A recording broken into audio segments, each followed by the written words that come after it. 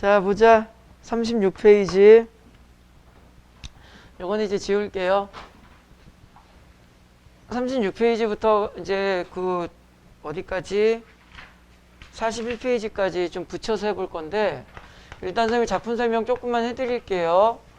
일단은 36페이지에 지문 나 같은 경우는 백석의 입춘이라는 수필인데 요건 조금 이따 이야기하고, 일단은 우리가 수업의 중심을 고전시가에 두니까 그 가사문학을 잠깐만 살펴봅시다. 가사문학 같은 경우는 일단 무엇보다 가장 중요한 것은 뭐라고 지난 시간에 말씀을 드렸니?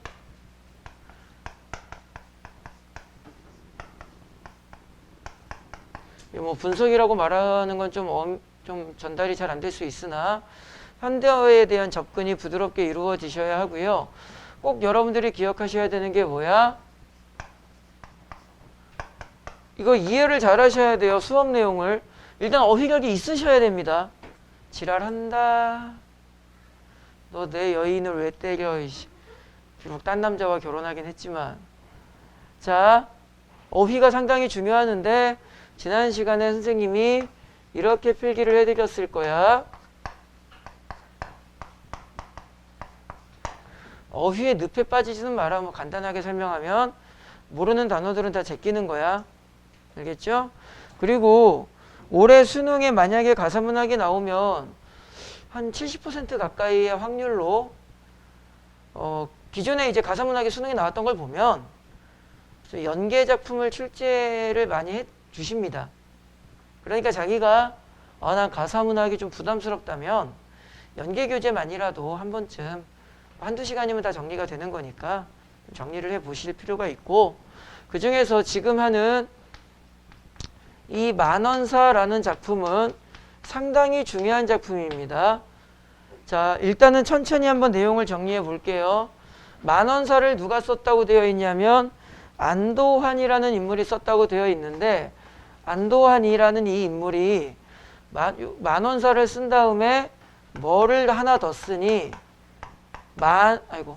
만원사답가, 그냥 간단하게 줄여서 만엄답가라는 작품을 하나 더 쓰는데, 지금 말씀드린 것처럼 만약에 요게 나올 수도 있어요. 근데 우리 EBS 연계교재에는 만원사가 되어 있지만 되게 중요한 작품입니다.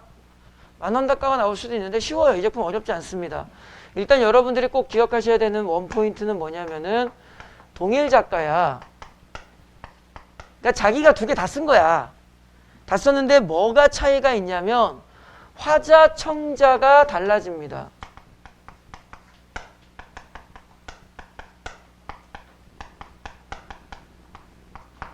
꼭 집에 가셔서 만원사는 공부하세요. 자, 그럼 어떻게 달라지냐면 이거 대충 여기 잠깐만 땡겨서 적을게. 만원사는 유배문학인데 기본적으로 유배문학 같은 경우는 어떤 내용을 이야기하지? 자기가 좀 억울하다. 난 죄가 없다. 결백 주장. 이런 이야기를 하는데 만원사 같은 경우는 결백을 주장하지 않습니다. 되게 중요한 작품이야. 그냥 자신의 과거 행적에 대한 후회와 반성을 합니다. 그러니까 유배를 가는데 이제 얘가 나랏돈을 횡령하다가 걸려가지고 유배를 가는데 횡령하는 것 자체가 그냥 현행범으로 잡혀버려. 그러니까 자기가 억울하다는 말을 할 수 있는 입장이 아니야. 후회와 반성을 해서 유배를 갑니다. 그리고 다른 작품과는 조금 차이가, 우리가 이 만원사 전문을 배우는 건 아니니까 혹시 모르니까 같이 알아두셔야 되는 게, 유배를 떠나는 과정과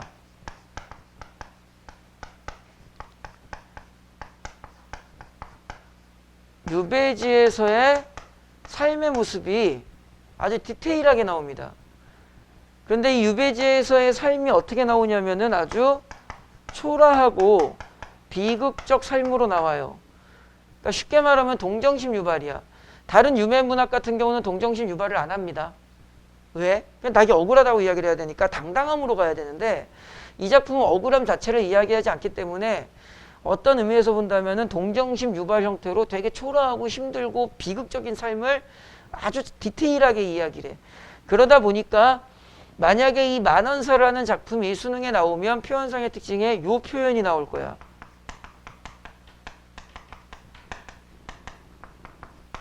사실적 묘사. 근데 이게 뭐 사실적이냐 아니냐 그게 중요하지 않아요. 받아들이세요. 여러분들이 수능 특강 강의할 때도 선생님이 만원사는 상당히 중요시 여겼고요. 만원사를 가르칠 때 우리 그 수능 특강 지문에 무슨 내용이 나왔었냐면은 그 이제 쌀 동량해가지고 힘들게 이렇게 등에 메고 걸어가는 장면 나왔었어. 되게 좀 긴 지문이에요. 이게 되게 긴 작품이기 때문에 어떤 지문이 나올지 모릅니다. 만원사는 수능에 나온다면 지문의 포지션이 많이 바뀔 거야. 그러니까 전체적인 골격을 알아두시고 여러분들 팁을 하나 말씀드리면 후회와 반성을 중심으로 서술할 때 이 후회 반성 쪽에서 뭐가 좀 이따 선생님 요건 좀 읽어 드릴게. 뭐가 많이 나오냐면은요. 요거 알아두시면 읽을 때 진짜 편해요. 과거와 현재를 대비시켜서 옛날에는 내가 아주 부유하고 화려하고 넉넉하고 풍요롭게 지냈는데 지금은 유배를 와가지고 너무너무 힘들어. 이런 식으로 나와. 이 구절이 진짜 많이 나옵니다. 이것과 관련한 구절들이. 조금 이따 선생님이 지문에서 하나 찾아드릴 거야. 그래서 만원사 읽을 때 이 부분만 조심하세요. 자, 그러면 저쪽 필기를 마무리를 지어보면 만원사는요.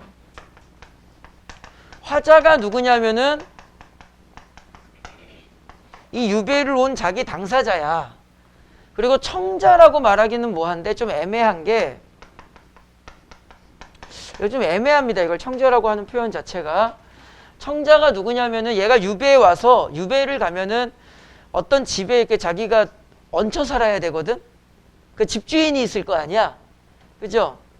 유배지의 집주인입니다. 자기가 신세를 지고 살아가는 집주인인데 좀 청자라고 설정하기가 좀 애매합니다. 사실. 그래서 이제 괄호를 친 거고요. 이 만원사에서는 좀 구박합니다. 그냥 뭐 쓸데없는 놈 자기 집에 들어와가지고 그냥 식량만 축낸다고 막 약간 구박하는 장면도 있어요. 근데 만원답가는 자, 요 내용. 화자와 청자가 변화가 된다. 만원답가는 어떤 내용이냐면은 화자가 집주인이 되고요. 청자가 유배 온 사람이 되는 거예요. 그래서 집주인이 이 청자에게 뭐 하는 거야? 조언도 해주고 위로도 해주고 격려도 해주고 좀 잘 버텨내라. 좀 이겨내라. 이런 이야기를 해줍니다. 그래서 지금 선생님이 칠판에 적어드린 이 포인트를 알고 읽느냐 모르고 읽느냐가 좀 상당히 큰 차이가 생겨.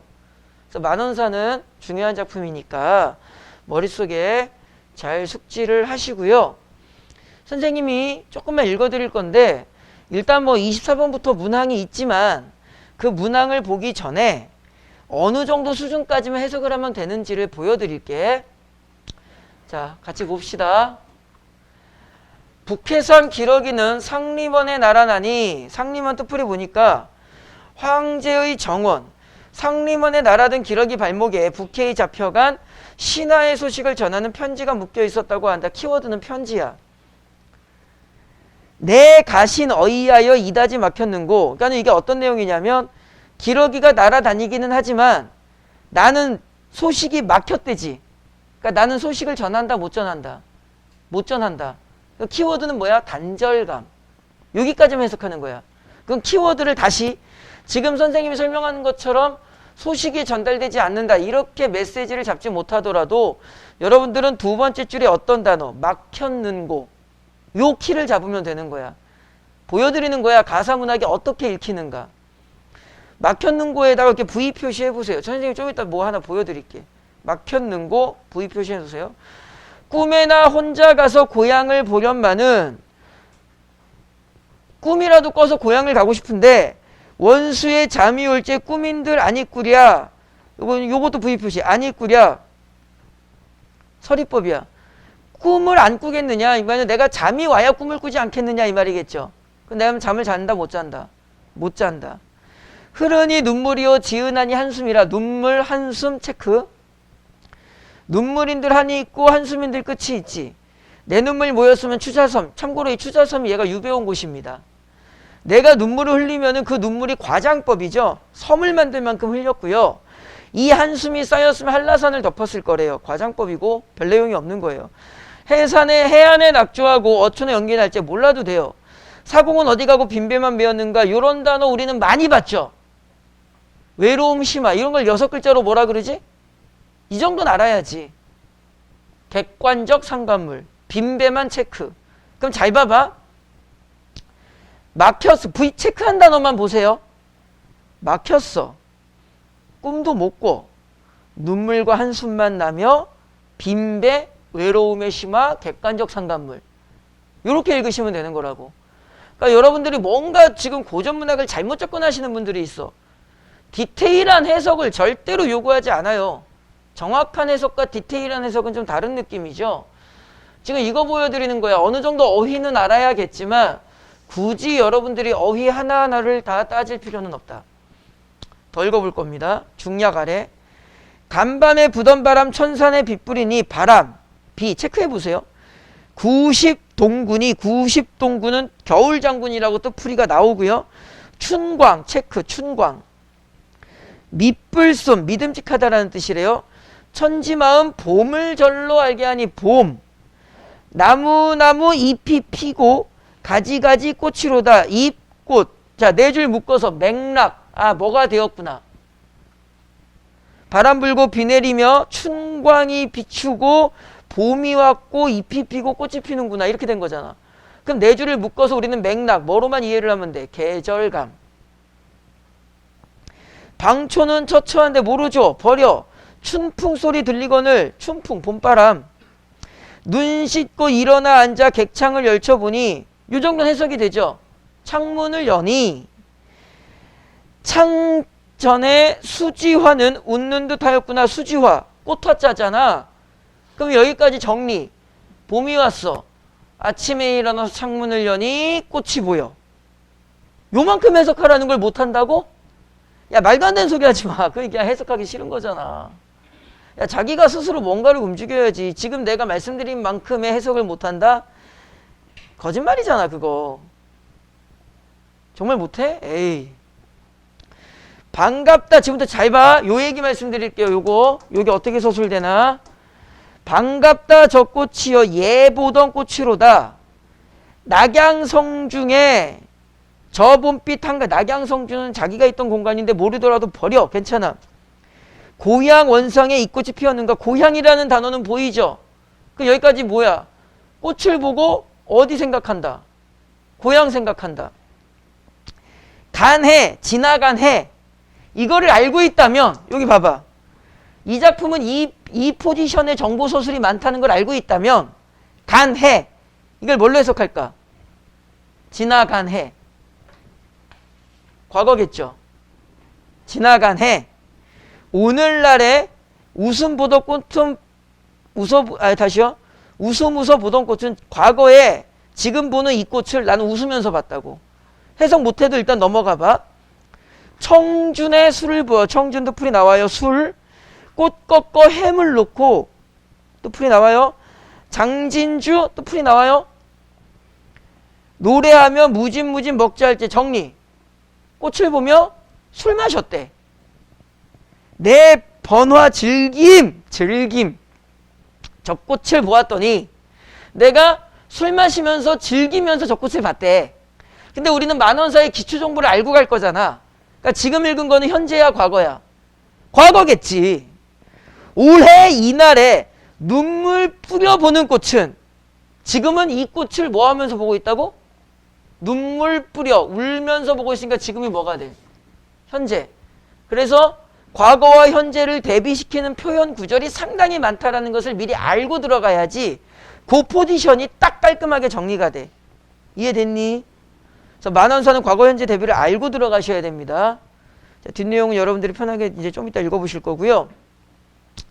그 다음에 백석의 입춘이라는 작품이 있는데 조금 이따 여러분 시간 재서 문제를 풀 거야. 그때 어떻게 푸실 거냐면은 입춘을 읽으신 다음에 28번 문제를 먼저 풀 거거든요. 그때 미리 하나만 자세한 설명은 조금 이따가 할게. 읽으시면은 내가 장담하는데 여기 있는 절반 이상의 학생들 이거 뭔 소리인지 모르는 구절이 나와요. 읽으면서 어떤 타이밍이 딱 되면 사고가 꼬일 거야. 그때 우리는 기억하자. 수필은 그냥 어떻게 읽으라고? 해석이 없이 보이는 대로 읽으라 그랬죠. 뭔가 문학적인 이미지를 찾아내려고 하다가 자기가 늪에 빠져. 잘 기억해. 무슨 말인지 모르겠더라도 대충 읽으면서 편안하게 넘겨버리세요. 왜 이런 말씀을 드리는지 알게 될 거야. 단지 26번의 4번 선지, 답이 아닙니다. 답 불러드리는 거 아니야. 26번의 4번 선지가 정말 잘 만든 선지인데 26번의 3, 4번 선지를 통해서 내가 뭔가 메시지를 하나 이야기를 할 거야. 알겠지? 분명히 기억을 하세요. 백석의 입춘 조금 있다가 읽다 보면은 뭐지? 라는 딱 그 순간이 와. 고사장 들어가셔서도 마찬가지의 상황이 있을 수 있어. 그때 우리는 알죠. 이거 갈래가 무엇일 거니까. 수필일 거니까 내가 굳이 그런 스트레스를 받을 필요가 없다. 어차피 문제는 푼다. 선생님 말 명심해야 돼. 한 장, 두 장을 넘기셔서 설명을 전체적으로 하고 문제를 좀 몰아서 풀게요. 40페이지에 작품 2개가 나오죠. 가사문학입니다. 마찬가지로. 지훈아 졸지 마. 하루 종일 조냐 이 새끼야. 수업하면 졸고 쉬는 시간에 아이스크림 먹고 시원하게 또 조냐. 자, 가작품 보세요. 이 고공가라는 작품인데 예전에 2016년에 수능에 나왔었는데 정확하게 말하면 이제 어떻게 나왔냐면 연계교재 아마 있을 겁니다. 그 허전이라는 사람이 있었죠. 아까 우리 만원사 답이랑 똑같아. 고공가를 허전이라는 사람이 쓰고 허전의 뭐 동네 형인가 뭐 동네 동생인가 그래요. 이원익이라는 사람이 여기에 대한 답가를 써요. 아까 만원 답가처럼 고공 답주 인가를 씁니다. 그 당시에 요게 나왔어요. 요게 수능에. 근데 그때 EBS 연계교재 수능 특강이 어떻게 수록되어 있었냐면 여기에 고공가가 수록되어 있었고요. 옆에 이제 문제 있을 거 아니야. 그 문제에 뭐에 보기에 여기에 이제 고공답주인가가 이루고 있었어. 요걸 낸 거야, 요거를. 그래서 여러분들 올해 조금 눈여겨보실 소설 중에 하나가 무숙이라는 등장인물 등장인데 얘가 되게 찌질하게 막 대충 막 살거든. 얘가 첩이 있어. 그 첩이랑 본처가 짝짝꿍 해가지고 남편 길들이는 개우사라는 작품이 있어요. 그 작품 옆 페이지에 보면 뭐가 나와? 되게 중요한 소설이라고 좀 알아두라고 했는데 여러분들 아는 소설이야. 추월이 등장하고 남자 새끼가 돈 기생한테 다 빨려 먹어가지고 마누라가 이렇게 가가지고 해결해주는 제목이 뭐야? 보통 다 제목은 기억하는데 이춘풍전이라는 작품이 있습니다. 그 이춘풍전이 보기로 나와요. 그 이춘풍전 눈여겨보실 필요가 있어요. 자, 요거 조금 설명을 드릴게요. 고공이 뭐냐면은 머슴을 나타내요. 머슴. 그리고 이 작품은 한 집의 일을 한 국가의 일로 넘기는 거야. 그래서 이 작품에 등장하는 이 집의 주인은 국가의 주인 왕을 나타내는 거고요. 이 집의 고공, 그냥 머슴이라고 씁시다. 이 집의 머슴은 그 국가에 뭘 나타내는 거야? 신하를 나타내는 거야. 그래서 그 고공가 같은 경우는 어떻게 구성이 되어 있냐면 주인이 누구에게? 고공, 머슴에게 야, 일 좀 똑바로 해라 이놈들아. 다시 말하면 신하들을 비판하는 거야. 그래서 얘가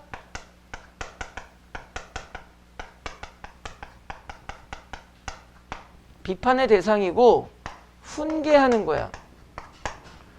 그때 선생님 여기다가 좀 이따가 2줄만 더 적을게요. 간단하게. 근데 거기에 맞춰서 이원익이라는 사람이 이번에는 반대로 쓰는 건데 어떻게 쓰는 거냐면 고공이 머슴이 누구에게? 주인에게 뭐 하는 거야? 권면하는 거야. 훈계, 권면 똑같은 말입니다. 다시 말하면 신하가 국가를 위해서 신하가 똑바로 해야 되는 상황도 있지만 임금 역시도 뭔가를 제대로 하셔야 됩니다. 인재 등용 똑바로 하시고 충언을 좀 귀담아 들으시고 간신배를 멀리 하셔야 됩니다. 이렇게 신하가 주인에게 권면하는 이야기가 나와. 됐니? 그래서 제목이 고공, 머슴이 대답한 거야. 주인에게. 그래서 고공답 주인가야. 됐니? 요거는 조금 이따가 이야기할게요. 요사이 고공들은 생각이 아주 없어. 여기 고공은 이제 나라의 신하야. 밥사발 크나 작으나 동옷이 좋고 구주나 고공들이 내가 먹는 밥의 크기가 얼마인지만 따진대. 옷이 좋고 나빠 내가 얻을 수 있는 물질적 요소만을 따진대. 네, 유튜브 찍어가지고 내가 지금 정치인 누구를 거론하고 싶은데 말은 못해가지고 그 있어요. 그 윤모 씨 아드님의 있어요. 요즘에 우리나라에서 제일 높은 자리에 앉아 계신 분 한 분 계시는데 그러니까 이걸 뭐라 그래? 자신의 이익만을 추구하죠. 그걸 이제 혹시 모르니까 하나만 적으면 그거를 뭐라고 해? 사리사욕이라 그래요.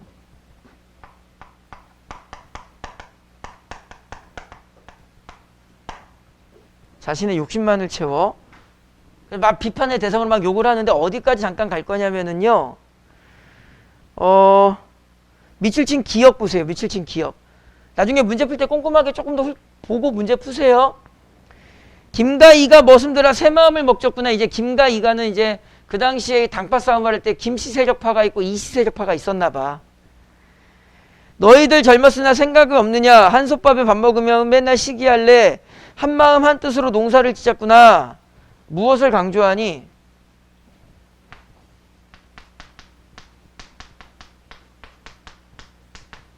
협력을 강조하는 거고요.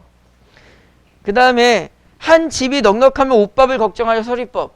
일단은 집안이 부유하면 그 집안에 있는 구성원들도 옷과 밥을 걱정할 필요가 없다. 그걸 뭐라 그래? 먼저 공적인 일을 해야 된다. 그래 선공후사라 그래. 선. 먼저 선. 공. 공적 공. 뒤후 일사. 먼저 국가의 일에 최선을 다해야 그 너희들의 개개인의 어떤 물질적 욕구도 충족된다 이 말이야. 그 다음에 누구는 그 밑에 보면 누구는 쟁기 잡고 누구는 소를 모니 이러고 나와. 협력을 할 때 다 똑같은 일을 다 똑같이 하자는 게 아니야. 너는 이거를 하고 너는 저거를 해라 이 말이야. 분업 또는 역할 분담.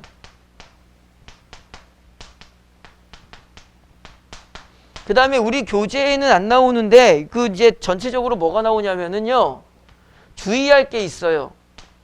고공들의 능력을 인정을 합니다. 그러니까 시험 문제 여기서 오답이 많이 나오는 게 뭐냐면 고공들의 무능력을 비판한다. 이러면 다 틀려. 분명히 이 신하들은 능력이 있다. 너희들이 그 능력을 가지고 국가를 위해서 일을 해야 되는데 왜 일을 하지 않느냐 이렇게 가는 거야. 무능력 이렇게 접근하면 다 틀립니다. 알겠죠?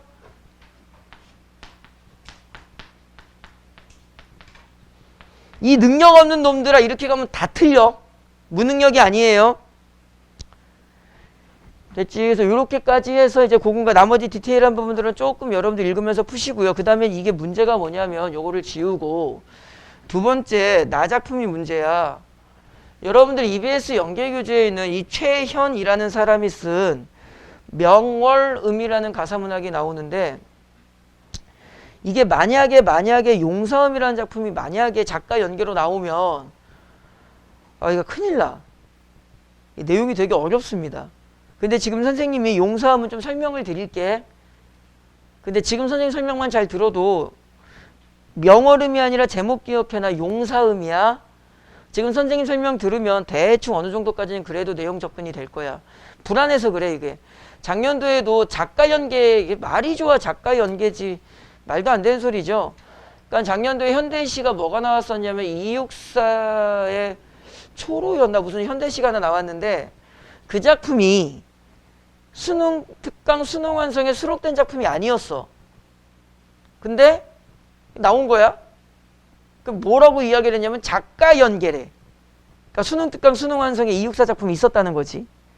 근데 여기서 내가 눈여겨봤던 게 뭐냐면은 이육사라는 시인에 대해서는 누구나 알잖아. 그래서 그러면은 뭐 그냥 이육사 작품은 좀 모르는 작품이 나오더라도 좀 잘 읽히지 않았을까 싶었는데 잘 안 읽히는 작품을 냈어, 생각보다. 그래서 이 작가 연계라 하는 것은 조금 작품의 난도가 높아질 가능성이 있기 때문에 혹시 몰라서 용사요음은 조금 설명을 드릴게. 이 좋은 수령들, 이빨이 좋은 수령의 세모 치시고요. 백성들을 물어뜯고, 대충 느낌 안 좋죠? 간단하게만 잡아드릴게요. 손톱 좋은 변방장수, 대꾸법이니까 얘도 세모. 군사로 후벼파네. 그만큼 백성들이 피폐해지고 고통받고 있다는 뜻이야. 재물로 성을 쌓으니 만길 높이 뒤넘으며, 그러니까 국가의 지배층들이 자신의 사리사욕만을 채우고 있다는 뜻이 되는 거고요. 살과 피로 해자를 파니, 해자가 뭐냐면 이거 우리나라에는 뭐 별로 없는 걸로 알고 있는데 이렇게 성을 쌓으면 중세 영화 같은 거 보면은 테두리에 뭘 파니? 이렇게 뭘 파, 여기에 수로 물을 파죠. 그러니까 못 넘어오게. 그래서 이제 여기 이렇게 누가 올면 이렇게 뚜뚜뚜뚜뚜뚜 다리 내려가지고 걸어 들어오고 막 이러잖아. 그래서 이 성 둘레에 파는 연못, 이걸 해자라 그래. 그러니까 이런 건 좀 뜻풀이를 줘야 되는데, 천자 넓이를 뉘 건너랴. 그러니까 지네들끼리의 기득권 세력만의 그 부유함이 있는 거야. 백성들은 고통받고 있고. 호화로운 잔치에 세월이 쉬간다. 그러니까 지네들끼리의 호화로운 잔치. 지네들은 그렇게 즐기면서 사니 하루하루 시간 잘 간다고. 백성들은 고통받고 있겠죠. 그다음 밑에 세 줄은 뭐 좀 해석을 안 할 겁니다. 패스하고 오른쪽 올라보세요. 지금 잘 따라오셔야 돼. 이거 아마 수능 특강이 있을 겁니다. 용사음. 내가 명어름이랑 좀 헷갈리긴 하는데 2016년에 이게 아마 수능에 저기 모의고사에 나왔었는데, 바다를 바라보니 외적의 배 가득하다. 이거 원문에는 뭐라고 적혀 있냐면은요, 혹시 모르니까 아마 수능 특강이 있을 건데 내가 좀 기억이 섞여서 이게 뭐 예전 수능 특강인지 올해 수능 특강인지 나 헷갈려가지고 바다를 바라보니 외적의 배에 가득하다. 이게 뭐라고 적혀 있냐면은 여러분들 수능 특강에는 수능 특강 있는 걸로 할게요. 일단은 이렇게 적혀 있어요.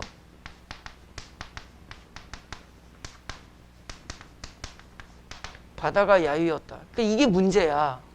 용사음이 만약에 그냥 수능 특강에 있는 걸로 작가 연계가 아니라 그냥 수능 특강에 있어서 확인해 보세요. 아마 있을 겁니다. 나도 기억이 가물가물해. 이게 작품이 연계돼 버리면 여러분 해석을 못 해요, 이 작품. 이게 무슨 말이냐면은 바다가 있는데 바닷물이 보일 거 아니야? 수면이. 근데 그 위에 뭐가? 저기 임진왜란이야. 외적의 배가 가득 차가지고 뭐 하고 있는 거야? 지금 우리나라 조선을 침략하려고 들어오고 있죠. 그러니까 수면이 잘 보여, 안 보여, 이제? 그거를 야유였다고 표현을 하는 거야. 그래서 외적의 배 가득하다, 이거의 원문에는 바다가 야유였다 이렇게 적혀 있어. 지금 우리 교재처럼 좀 내용을 전달하기 편하게 외적의 배 가득하다 이렇게 주면은 괜찮은데, 원문에 있는 대로 바다가 야유였다 이렇게 줘버리면 메시지를 못 잡아. 그게 진짜 제일 염려가 돼. 그래서 오늘 집에 가셔서 수능 특강 찾으셔가지고 요거 다시 한번 꼭 읽어보세요. 이 작품은 공부를 꼭 하시는 게 좋습니다. 이런 작품 같은 경우는 준비를 안 하고 수능고사장 들어가면 좀 망해. 술이 깼느냐, 무기를 네 가지로. 외적이 쳐들어왔는데 애새끼들이 술 처먹고 노느라고 술도 안 깨고, 그러다 보니 무기 들고 나가서 싸울 놈도 없구나. 감사, 병사 등의 벼슬아치들의 벼슬아치입니다. 산속이 비었던가 쉽게도 도망가는 이놈들이 지금 바다로 임진왜란이라고 생각해봐. 막 쳐들어오는데 이순신 장군 마냥 나가서 싸워야 되는데 애새끼들이 원군 마냥 다 도망가고 있다고. 어리석구나 김수야. 밑에 뜻풀이 나와요. 도망간 새끼입니다. 빈성을 뒤지키랴. 야, 너 그렇게 도망가면 누가 지키냐? 그럼 전체적으로 맥락은 무슨 이야기야? 집권층, 지배층의 무능을 이야기하는 거야. 그 다음에 우습구나 배수지는 무슨 일인가? 우습구나 뒤에 이제 사람 이름이 원래 등장해요. 우습구나 실리바 이러고, 실리비 사람 이름인데 배수의 진을 치다 그러죠. 마지막까지 끝까지 싸우다. 배수진은 무슨 일인가? 얘가 이제 끝까지 싸우다가 죽어요. 그 다음에 디귿도 요게 해적이 안 돼요. 그래서 이제 여러분들 지금 설명드리는 게 나중에 30번 문항도 좀 푸셔야 되니까. 디귿. 조령 추풍령을 높다 하랴, 한강을 깊다 하랴. 이게 무슨 말이냐? 외적이 쳐들어왔는데 벼슬아치 새끼들은 다 도망가고 성을 지켜야 되는 새끼도 산으로 도망가고 싸운답시고 껄쩍거리던 애는 그냥 죽고 약간 좀 능력도 없었는지 뭐 했는지. 그 다음에 조령 추풍령을 높다 하겠느냐. 이게 서리법이야. 조령 추풍령 고개예요. 저 강원도 쪽 고개 언덕, 큰 언덕. 그게 높으니까 걔네들이 못 쳐들어오겠지? 라고 생각하면 되겠느냐. 지금 쳐들어서 오고 있는데 한강을 깊다 하랴. 한강이 깊으니까 못 넘어오겠지? 라고 생각하면 되겠냐. 지금 한강 건너오고 있는데 이 말이야. 그래서 밑줄친 디귿이 뭐냐면은요. 조령, 추풍령, 한강이 침입 경로야. 근데 우리나라 이 지배층이 이제 안일하게 대처하는 거야. 너무 높으니까 못 넘어오겠지? 너무 깊으니까 못 건너오겠지? 그러다가 작살났다고. 침입 경로를 나타내는 거야. 사람이 힘쓰지 않으니 하늘인들 어찌하리. 사람이 우리 지배층이 제대로 한다 안 한다. 이것도요. 사람이 힘쓰지 않으니 원문에는 대책이 어설프니 이러고 나와. 뭐 원문까지 우리가 따지면서 공부할 수는 없으니까. 수많은 관리들도 숫자만 채울 뿐이다. 무능력. 많으면 뭐해. 개뿔이나 하나도 못하는데. 하루 저녁에 전부 다 뭐 해버렸어? 도망갔어. 삼경 뜻풀이 나와요. 함락되고 여러 고을 무너지니. 지금부터 이제 무슨 이야기 나오면 전쟁의 비참함이 나와. 그러니까 지문 내용을 어떻게 하면 돼? 앞부분 지배층의 향락과 부패. 그 다음 외적의 침입에 대한 지배층의 무능. 그 다음 전쟁의 피폐. 이제 덩어리 잡아주시면 돼요. 자, 널려있는 시신들로 비린내 진동하네. 관서를 돌아보니 압록강이 어딘가 해와 달빛이 없어 갈 길을 모르겠네. 우리나라에 대장부 하나 없었던가. 탄식, 전쟁의 피폐. 스스로 무릎 꿇어 개대주의에 신하더니. 변절한 사람들 뭐 지금도 똑같죠. 황금띠 둘러매던 옛 재상 아니던가. 재상들 뭐 영의정 좌의정 이런 새끼들이 다 변절했다고. 그 다음에 요거 조금 조심하셔야 되는 게 긍정인물이 나옵니다. 영남의 사나이 정인홍 김면 의병장이었고요.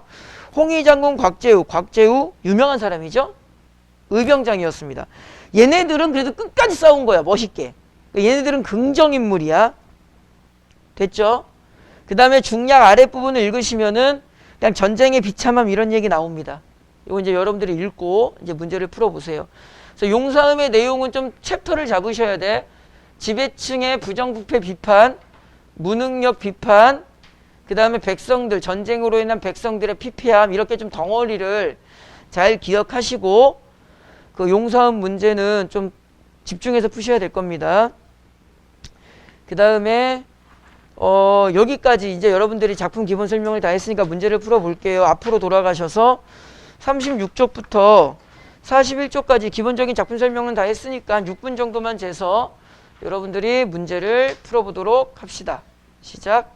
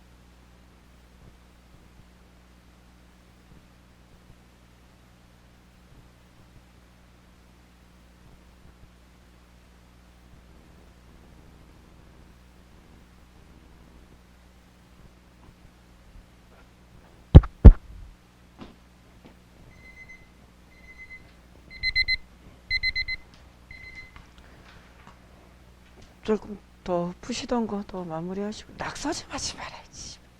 근데 진짜 책에 낙서는 정신병 환자 같아. 이게 뭐야 무슨. 네가 몬드리안이야?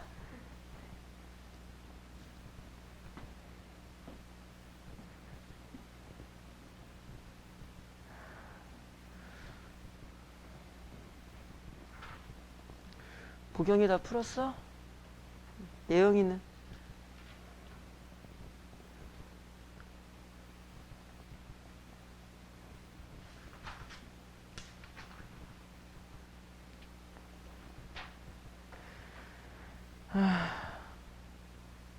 영준아 다 풀었니?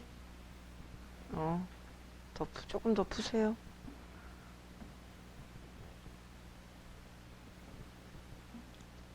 지현아 다 풀었어?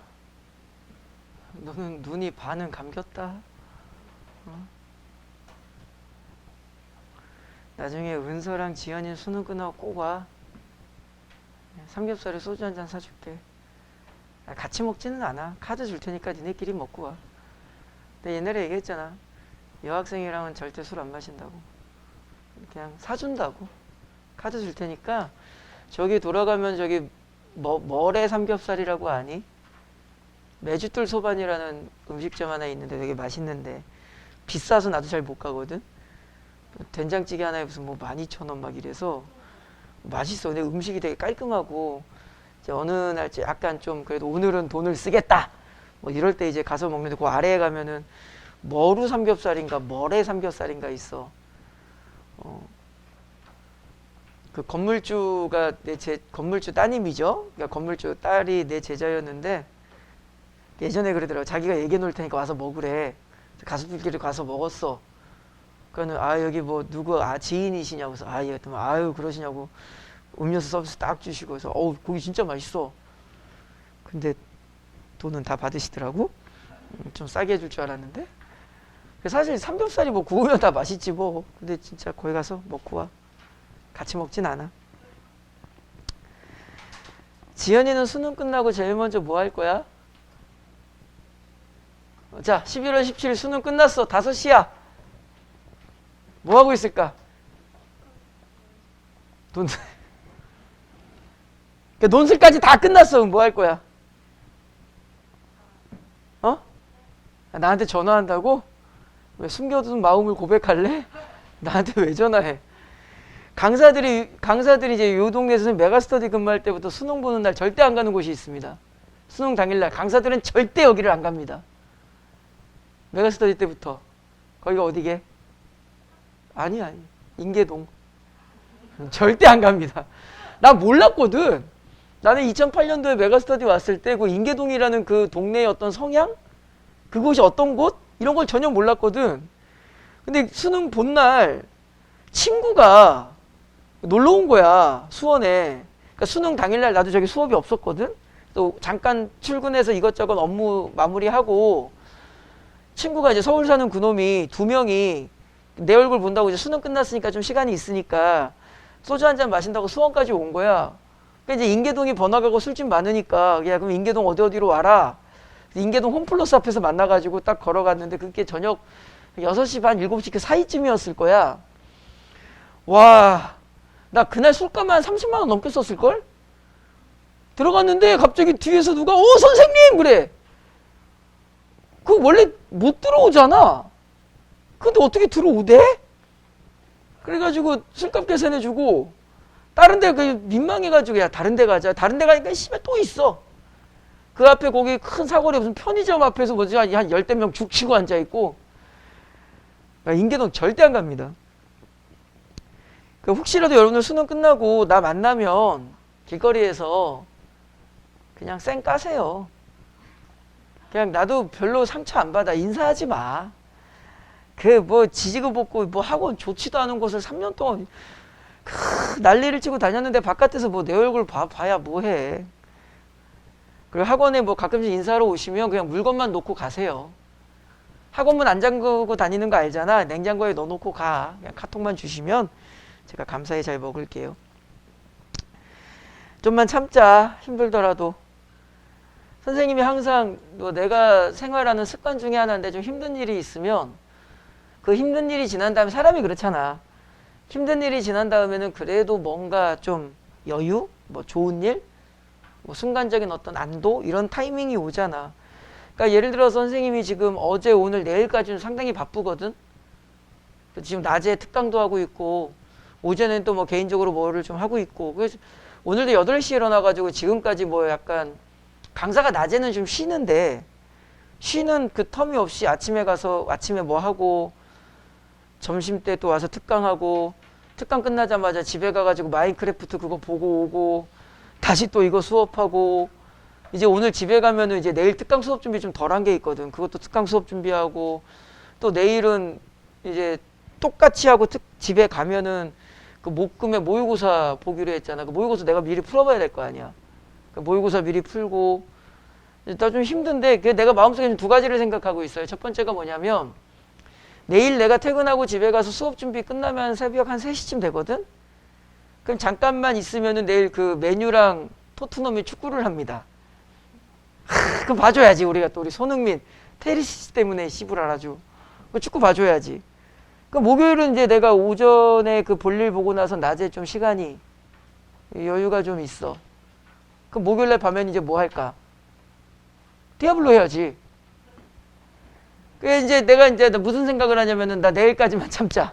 힘들지만 내일까지만 어떻게든 참으면 내가 좋아하는 축구도 하고 내가 원하는 게임도 한다. 사람이 살아가는 게 다 똑같아요. 지속적인 고통, 지속적인 행복은 없습니다. 반대로 예를 들자면은 선생님 요맘때 이제 올해 작년 올해는 좀 덜한데 아까 아침에 이거 유튜브 찍는데 이거 실명 얘기해도 되나? 어차피 얘가 내 강의를 안 듣겠지? 결석생도 안 됐는데 뭐 이씨. 그 아침에 9시인가?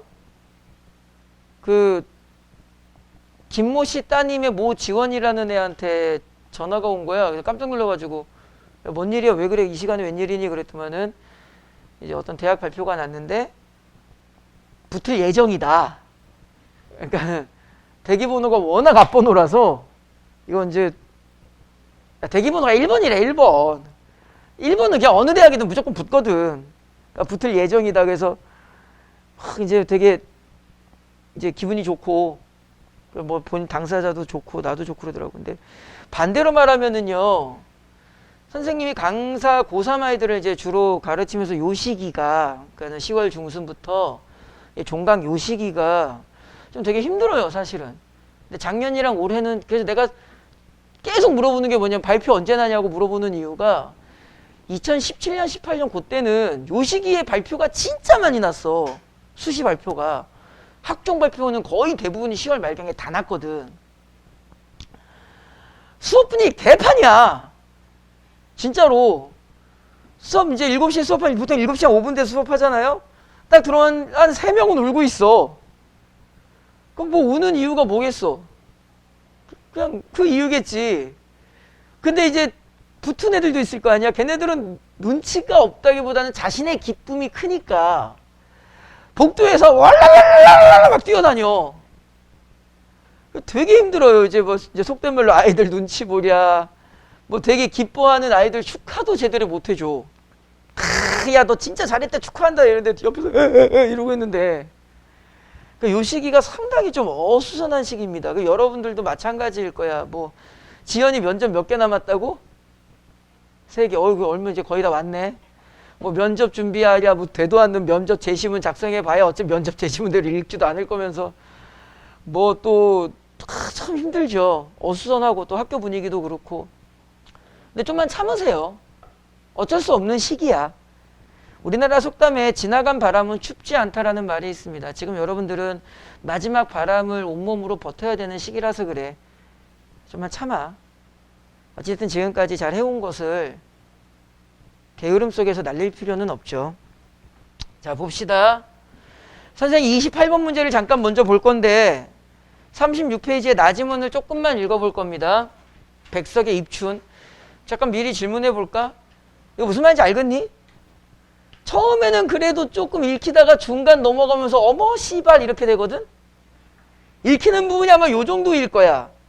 며칠 내 마치 봄날같이 땅이 슬슬 녹이고 바람이 폭석하니 불다가도 저녁결에나 밤사이 날씨가 갑자기 차지는가 하면 을의 다음 날은 대한이 의등등에서 왔다. 뭔지 모르겠지만 여기까지는 읽혀. 그냥 계절의 날씨에 대한 이야기.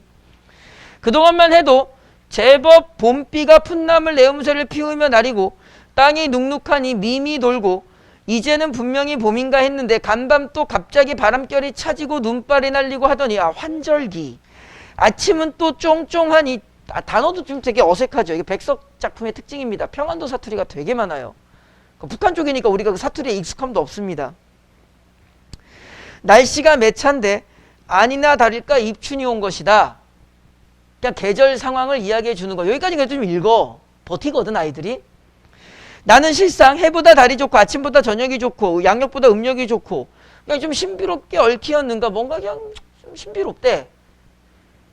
두 번째 문단도 좀 읽혀. 그냥 고향의 소식 두 가지가 왔다죠. 첫 번째, 되게 좀 구두쇠가 있는데 술 마시다 뒤졌대요. 두 번째, 되게 가난하고 힘들게 살던 사람이 있는데 금광채굴로 그냥 벼락부자가 됐대요. 읽혀. 이거는 사실 어느 정도 윤곽은 잡혀. 그 다음 문단, 내 기준으로 그 다음 문단부터 이제 그냥 이 일본어라고 알고 있는데 아사리판이라고 하거든.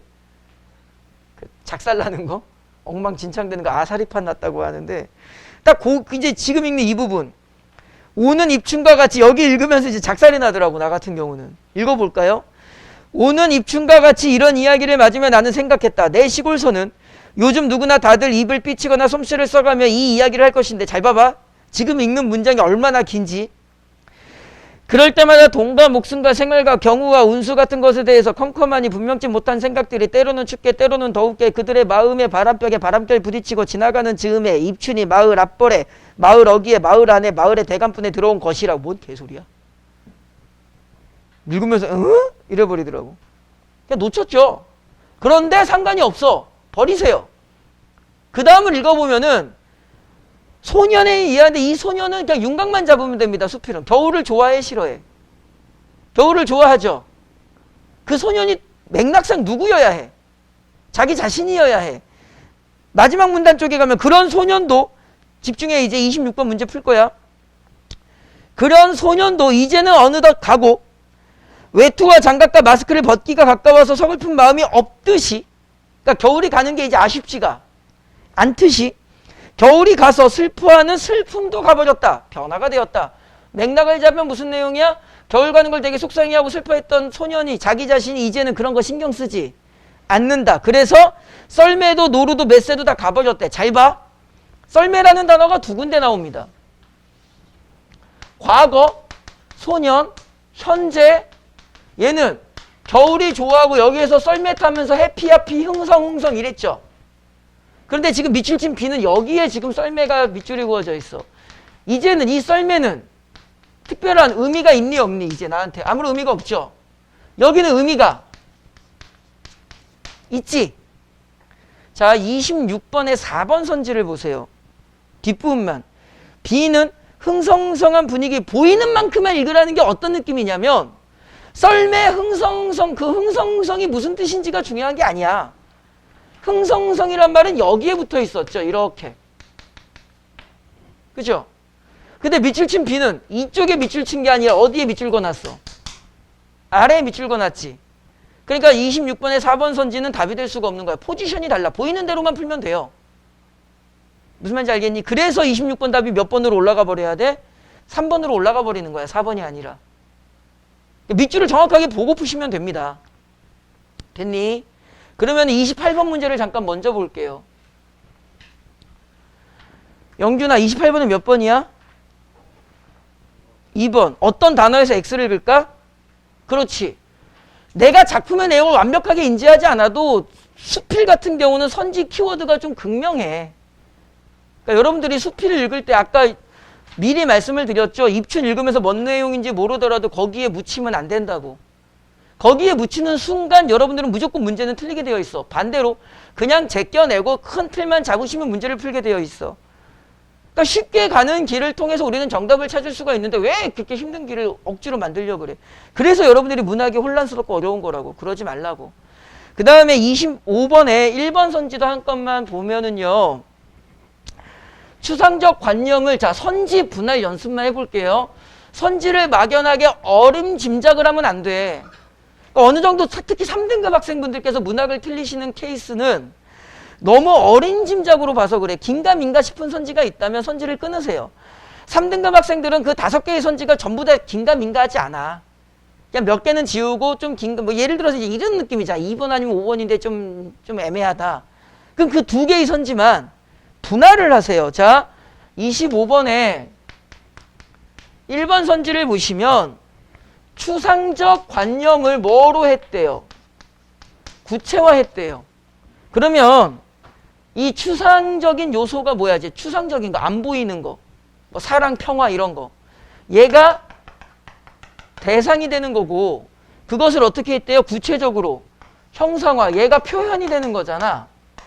이거를 선택지 어디에다가 치환을 시킬 거야? 이 1번 선지를 기억. 한숨이 쌓였으면 한라산이 됐으니 그럼 단어 2개 보이죠? 한숨, 한라산. 여기에다가 뭐라고 쓰는 거야 우리가? 한라산이죠. 그러면 뭘 표현하고 싶어 지금? 한숨을 표현하고 싶은 거잖아. 한숨이 일로 와야죠. 지연아 한숨 쉬어봐. 보이잖아. 액션으로 나타나잖아. 이게 추상적인 거야? 이거 액션으로 나타나잖아.